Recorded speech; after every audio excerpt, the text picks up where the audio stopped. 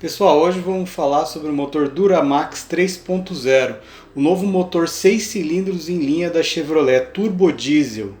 Um único turbo, motor de fluxo cruzado, todo em alumínio.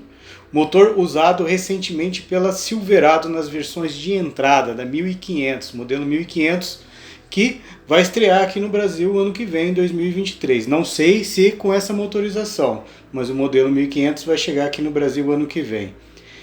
Eu quero acreditar que a nova Chevrolet S10, que vai chegar no mercado também por volta de 2023, 2024, acabou de ser lançada essa semana pela Chevrolet lá dos Estados Unidos, lá ela chama Colorado. Eu também quero acreditar que ela vai vir com esse novo motor Duramax 3.0 que hoje é usado na Silverado. Por que eu quero acreditar nisso? Porque a concorrência tem os seus motores 3.0 V6. A Amarok V6 já está no mercado há muito tempo com seu V6 3.0 turbo diesel. A nova Ranger, que vai chegar o ano que vem, em 2023, também vai vir com V6 3.0 turbo diesel.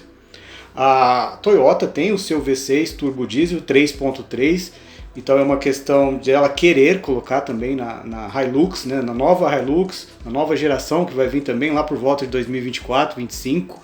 Então todo mundo já tem o seu motor 3.0, V6 ou em linha. Então eu quero acreditar que a nova S10 também vai ter essa opção de motorização aqui no Brasil. E o motor que eu imagino é o Duramax 3.0. Não faz sentido desenvolver um motor V6 só para a nossa S10 aqui, já que tem esse motor pronto lá, né? Então por isso que eu quero acreditar que vai ser esse motor escolhido pela Chevrolet para colocar aqui na nossa S10 e ficar no mesmo nível que seus concorrentes. Ele vem junto com uma transmissão automática de 10 marchas, então é um conjunto muito eficiente, todo em alumínio, como eu falei, então é um conjunto leve, que deixa o veículo também mais eficiente. Mas ele é o único da categoria que é 6 em linha, todos os outros são disposição em V, né? V6 3.0 ou 3.3 no caso da Toyota.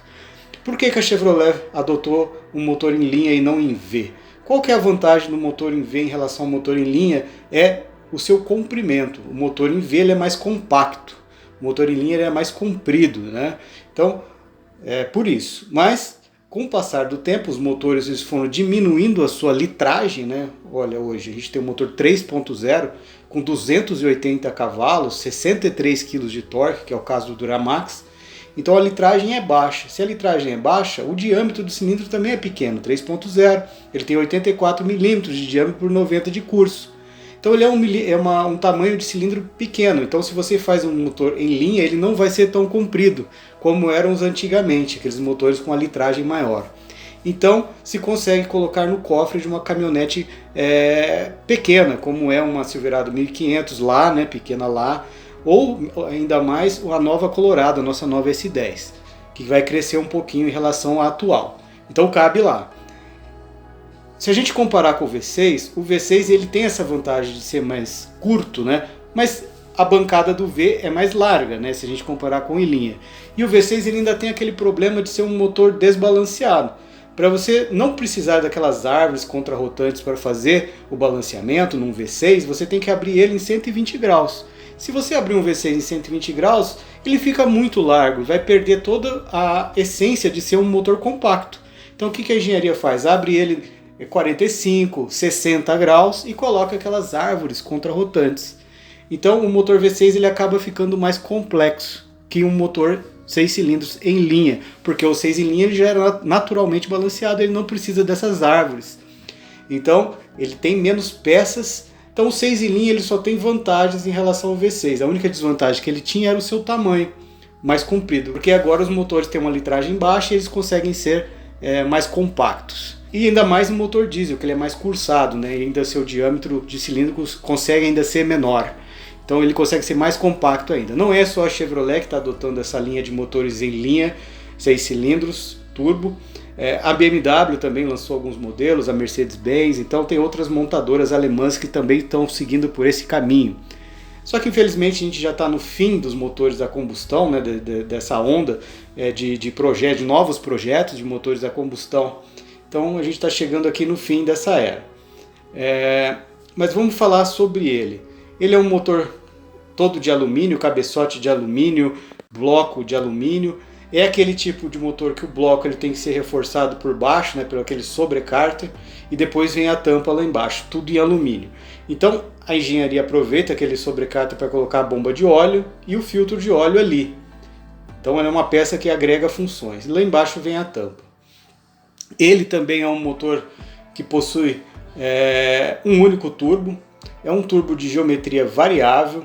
É um turbo que trabalha numa pressão máxima de 3 bar, então é um turbo que pressuriza com bastante força, né, com bastante pressão.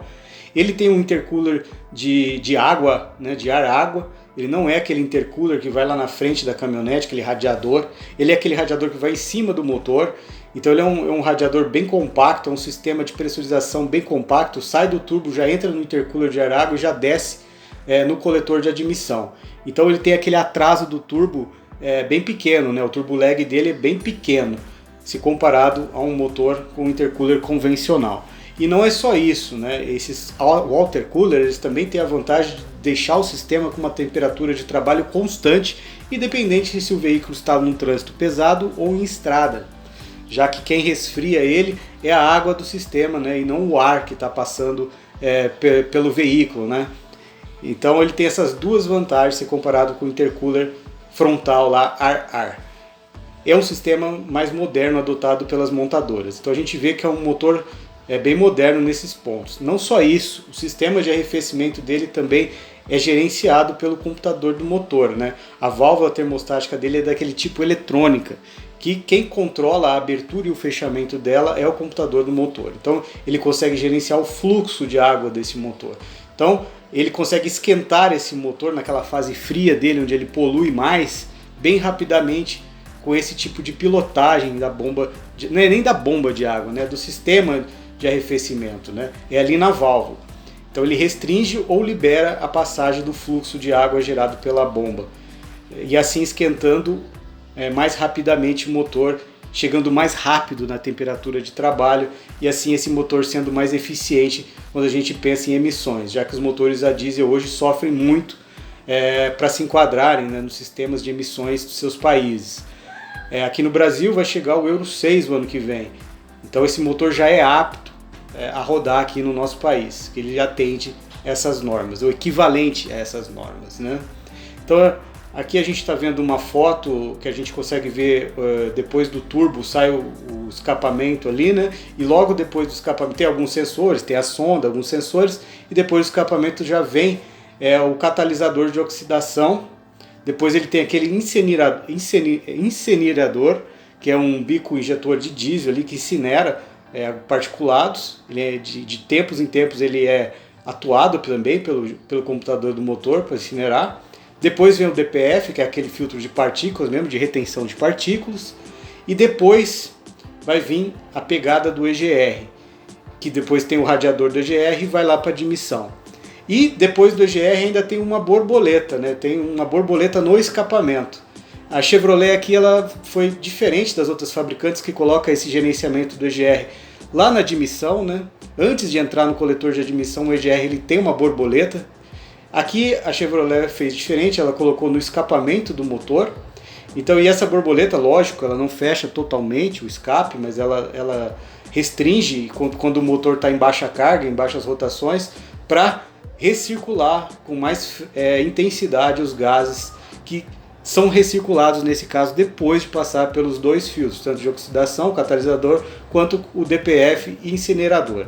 Então é um sistema que pega os gases que vão ser regenerados após os filtros, diferente de outras montadoras que já pegam ele diretamente após a combustão ali no coletor.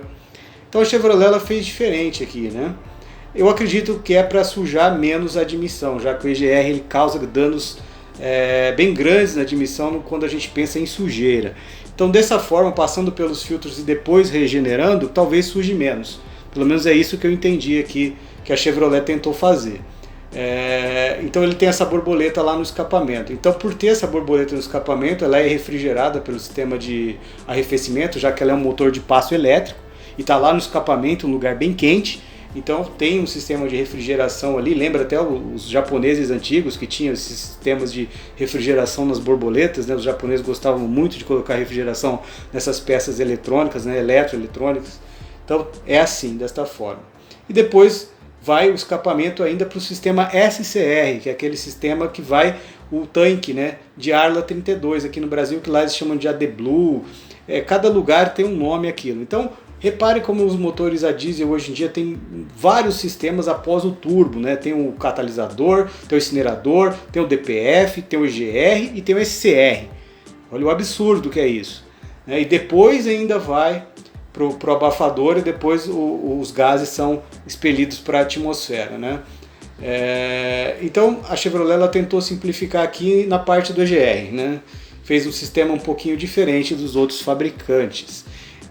A bomba de água desse motor é tocada pela correia de acessórios, o alternador é tocado por correia de acessórios, o ar-condicionado é tocado por correia de acessórios, ele tem um tensor e um rolo guia, né? Um rolamento guia.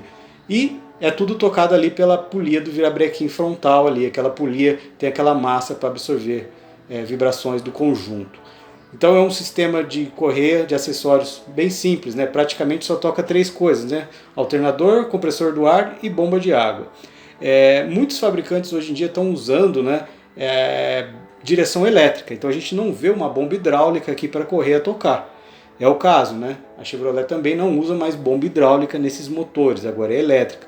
E alguns fabricantes, até mesmo o compressor do ar-condicionado também não é mais tocado mecanicamente.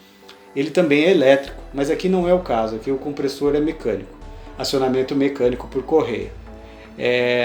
Ele tem uma capa lá em cima, uma capa plástica, onde está escrito Duramax 3.0, em cima do intercooler de ar-água, então a gente não consegue ver a tampa de válvulas desses motores. É uma tampa em plástico, que contém aquele sistema de respiro do motor, né? Porque esses motores turbo, que funcionam com 3 bar de pressão, ele tem uma ventilação grande dentro do motor, aquela ventilação que inevitavelmente passa compressão pelos cilindros ali, por mais novo que o motor esteja, os anéis bem vedados, essa compressão é muito alta, então passa um pouco de ventilação ali, de compressão para baixo, né, para o cárter, então fica aquela pressão positiva dentro do cárter e essa pressão tende a sair lá por cima na tampa, né?